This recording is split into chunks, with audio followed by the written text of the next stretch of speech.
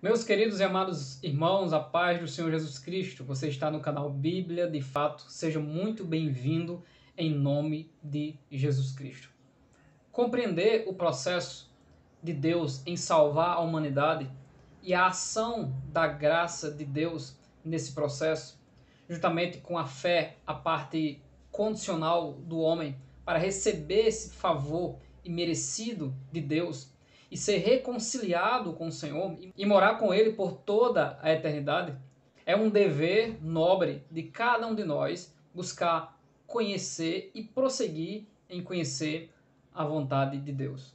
Por isso, nesse vídeo, nós iremos estudar um pouco sobre a graça de Deus, se ela é irresistível, se ela é resistível, se o homem pode resistir a essa graça ou ele aceita de todas as formas porque Deus está impondo, e se o homem pode cair desta graça após ter relacionamento com Deus e conhecer o Senhor, será que ele pode perder, cair, deixar ou negar esta graça?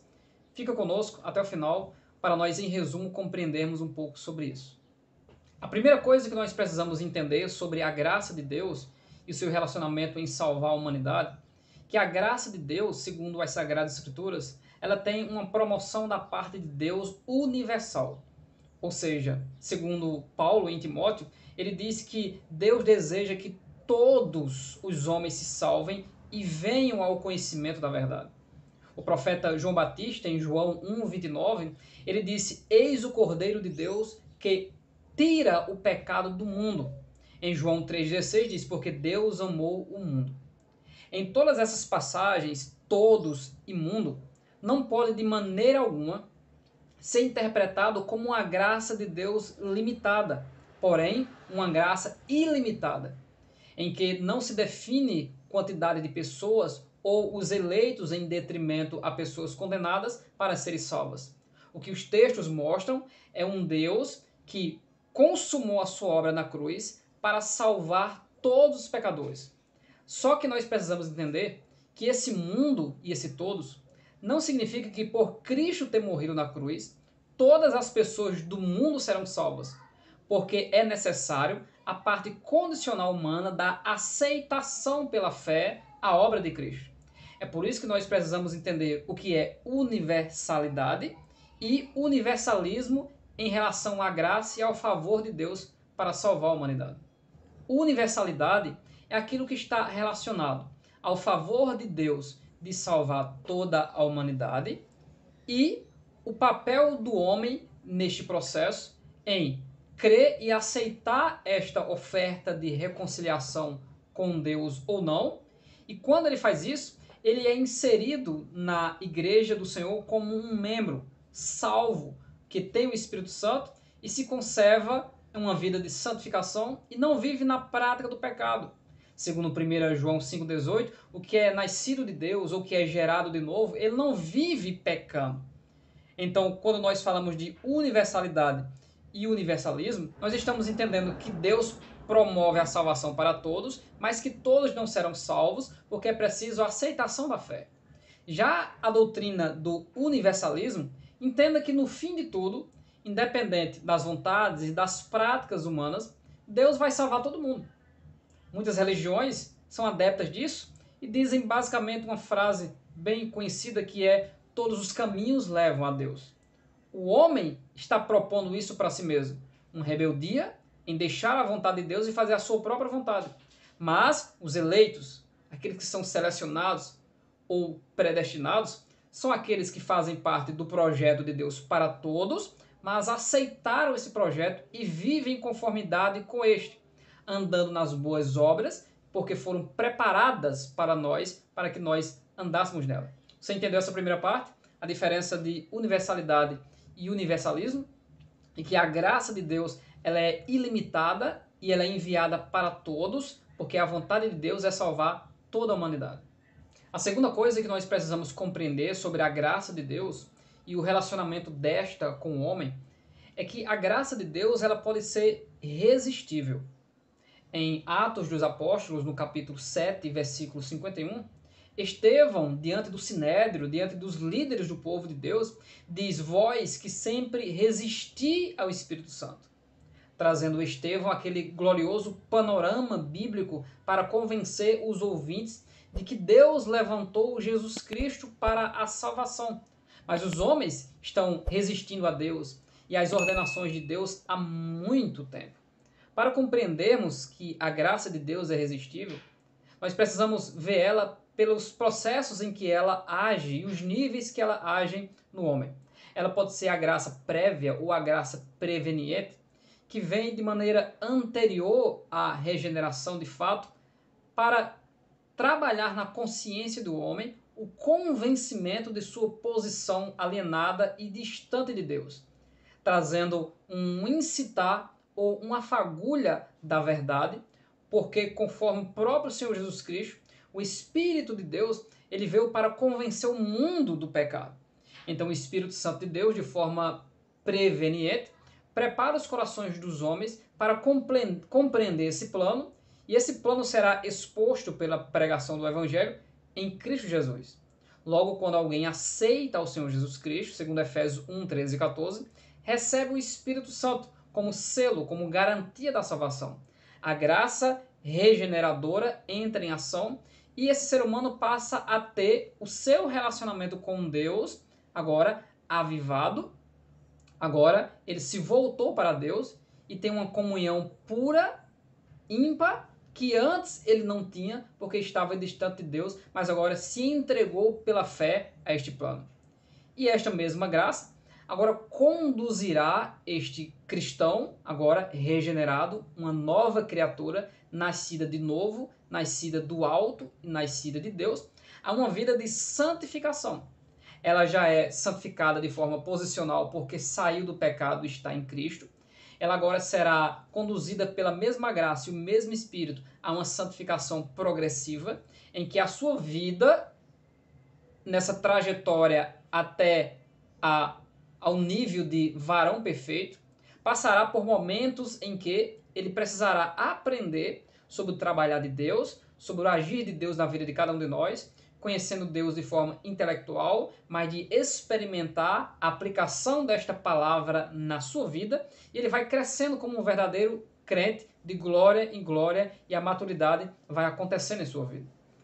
Quando chegar o momento em que a graça e o Espírito de Deus conduzir esse crente à salvação eterna de fato, porque o próprio apóstolo Paulo diz, não que eu já a tenha alcançado, mas que eu prossigo essa santificação progressiva.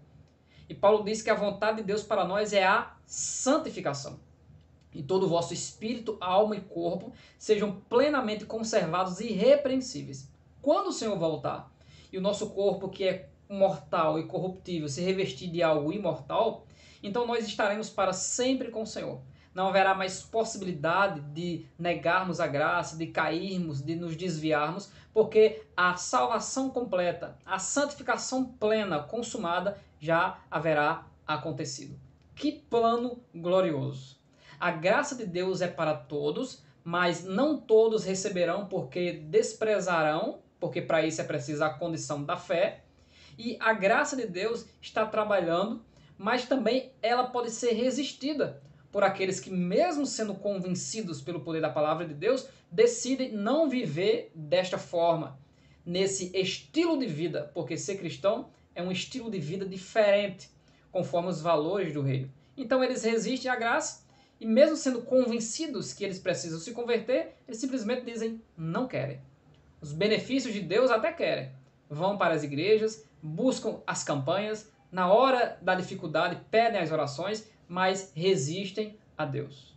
Meus irmãos, a terceira coisa que nós precisamos compreender sobre a graça de Deus, que é possível cair da graça, deixar a graça, abandonar a graça de Deus. Na Epístola aos Hebreus, no capítulo 3, versículo 12, o texto diz: Vede, irmãos, que nunca haja em qualquer de vós um coração mau e infiel, para se apartar do Deus vivo. Então, o autor da Epístola está falando para aqueles que creem, que permanecem no Senhor, em uma exortação em que este livro exorta a estar olhando para o autor e consumador da nossa fé, não desprezando as bênçãos de Deus que estão sobre nós, não deixando de congregar, porque a expectação do juízo está sobre essas pessoas, porque saem e deixam a graça de Deus, sabendo porque tiveram a iluminação e sabem que o juízo de Deus os espera. É possível resistir e abandonar a bênção que Deus nos deu.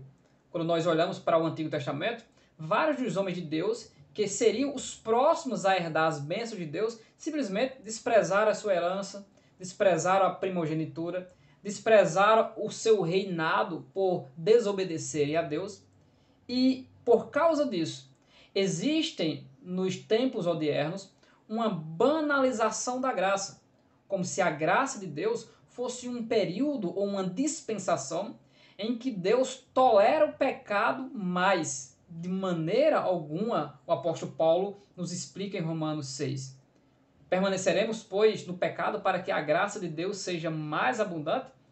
A graça de Deus, ela é abundante porque ela está nos dando sempre a oportunidade de se arrepender e voltar para o Deus Todo-Poderoso. Paulo, em 1 Coríntios 10 e versículo 12, ele diz que aquele que está em pé, cuide para que não caia. Uma exortação para não cair através do fortalecimento na graça que há em Cristo Jesus, conselho que ele deu para Timóteo, que estava ferido pela oposição ao seu ministério, onde ele era pastor. Aqueles que participaram da graça e do favor de Deus e deixaram o Senhor, eles trazem vitupério à mensagem de Cristo, envergonham aquilo para o qual eles sabem e confessaram que andavam segundo isso. E Hebreus, no capítulo 6, ele deixa bem claro, nos versículos 4, 5 e 6, quando ele diz: é impossível que aqueles que uma vez já foram iluminados e provaram o dom celestial e foram participantes do Espírito Santo, provaram da palavra e das virtudes do futuro e recaíram, sejam outra vez renovados para arrependimento. Porque fazendo isso, eles crucificam de novo o Filho de Deus e o expõem ao vitupério, envergonhando ao Jesus, que está pendurado na cruz, os salvando, mas ele diz: eu não quero essa graça, eu não quero esse favor. E isso é uma afronta e um desprezo e uma blasfêmia ao mais profundo nível de amor de Deus, que é o Espírito Santo vir habitar dentro de cada um de nós. O autor aos Hebreus continua considerando essa realidade de cairmos da graça de Deus, de nos desviarmos, como é popularmente bem falado para aqueles que estão dentro do cristianismo, o desviado ou aquele que voltou para Cristo. Em Hebreus, no capítulo 10, os versículos 26 a 29, o autor aos Hebreus diz que se pecarmos voluntariamente, depois de termos recebido o conhecimento da verdade, já não resta mais sacrifício pelo pecado, mas uma certa expectação horrível de juízo e ardor de fogo que há de devorar os adversários. Quebrantando alguém a lei de Moisés, morre sem misericórdia, só pela palavra de 2 ou 3 testemunhas. Ou seja, imagina a graça de Deus e o juízo que espera no final da dispensação desta graça. De quanto maior castigo cuidais vós, será julgado merecedor aquele que pisar o Filho de Deus e tiver profano o sangue do testamento, com que foi santificado e fizer agravo do Espírito da graça. É por isso que Jesus Cristo explica sobre a questão da blasfêmia contra o Espírito Santo. Porque ele está mostrando que o maior nível de amor de Deus é Deus vir para habitar no meio dos homens. E mais do que isso, vir para habitar dentro dos homens. Jesus Cristo disse lá em João: e viremos a ele e faremos nele morada. Quando alguém resiste a essa habitação e diz que não quer mais o Espírito Santo sobre a sua vida, essa pessoa está desprezando a completa obra de Deus, a graça de Deus, o amor de Deus, e essa pessoa é louca. Só que essa pessoa, ela é cada um de nós, porque nós somos pecadores. E a nossa inclinação, se não alimentarmos a nossa vida espiritual com a bênção de Deus, é uma inclinação carnal. Porém, graças a Deus, que nos dá a vitória em Cristo, que nos fortalece pela sua graça. E esse fortalecimento na fé está relacionado a não deixar a congregação, conservar a comunhão com a palavra de Deus, a oração sem cessar, sempre estar em comunicação com Deus e desejar afetuosamente, desejar com grande expectativa o retorno de Cristo. A graça de Deus, ela é irresistível.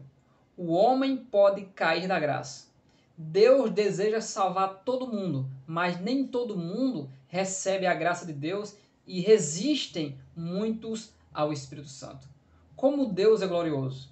Deus predestinou aqueles que aceitaram pela condição da fé e se conservam em obediência pela palavra de Deus. Existe um outro texto na Epístola aos Hebreus que está no capítulo de número 5 e o versículo 9. O texto diz: "E sendo ele consumado", ou seja, a obra da cruz de Cristo, "veio a ser a causa de eterna salvação para todos que lhe obedecem." Então esse eleito, esse predestinado, que encontrou na fé, pela graça de Deus, agora está inserido no meio da igreja do Senhor, ele pela obediência se conserva salvo. Então a salvação está relacionado a fé e obediência. E a perdição eterna está relacionado à incredulidade e desobediência. Que Deus abençoe a sua vida. Esse é um resumo sobre a atuação da graça de Deus em favor dos homens. Se você não é inscrito no nosso canal, faça isso agora. Nós temos dezenas e centenas de vídeos relacionados à salvação, ao projeto de Deus, à escatologia, também direcionado a pregadores do Evangelho. Eu desejaria muito que você entrasse em nossas playlists para conferir os nossos vídeos. Não se esqueça de contribuir com o nosso canal sendo membro do canal Bíblia de Fato, e assim vamos prosseguindo na fé e pedindo graça a Deus e cuidando para não cair desta graça, porque Jesus está voltando. Deus abençoe sua vida em nome de Jesus.